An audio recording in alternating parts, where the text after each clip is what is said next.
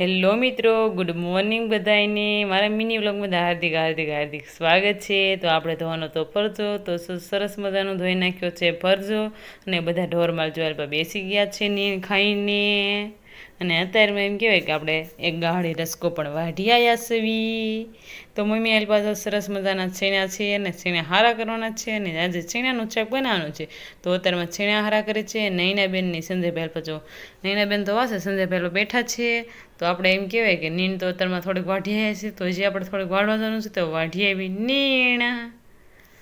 તો બધા ઢોરમાળ જો નીણ ખાઈને નીણ ખાય છે, નાખી દીધી એટલે બધા ખાય છે. અને પછી આપણે એમ કહેવાય કે નીણ ખાઈ જાય પછી પાવાના થાય એટલે અત્યારે કુંડી પણ ભરાઈ ગઈ છે સરસ મજાની. તો હમણાં આપણે બધા ઢોરમાલને સરસ મજાનું પાણી પણ પાઈ દઈશું એટલે બધા પી લે. તો અત્યારે એમ કહેવાય જમવાનો સમય થઈ ગયો છે. તો જમવામાં એમ કહેવાય કે સરસ મજાનો જલપાબેને જો કેરીમાંથી રચ કાઢી નાખ્યો છે, સરસ મજાની ઘઉંની રોટલી છે, અને આમાં છે સરસ મજાના ચણાનું શાક બનાવ્યું છે મમ્મીએ.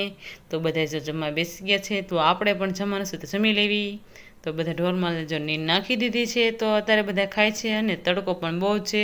નૈનાબેન એમ કહેવાય કે જાંબુડા ઉપર ચડી ગયા છે, બહુ દેખાતા ને થોડાક દેખાય છે આગ ઉપલી ડાય, અને તડકો પણ બહુ છે ને વાદળછાયું વાતાવરણ પણ થઈ ગયું છે.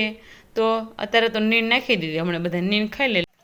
તો જલપાબેન ને નૈનાબેન ઘંટલાની માકડી બનાવે છે લાકડાની, અને ગોપીબેન આલપા સરસ મજાનું મકાઈ ઉપણે છે. અને આપણે તો એમ કહેવાય કે ખાટલી બેઠા તો ભૂખ લાગી ગઈ, તો પછી તો આપણે સરસ મજાના છીણા ખાવાના છે. તો ખાવા મળે આ છે સંજયભાઈ.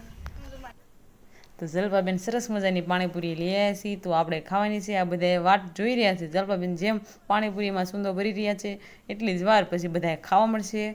તો આજનો મિની વ્લોગ આપણે પૂરો કરવી. જય માતાજી.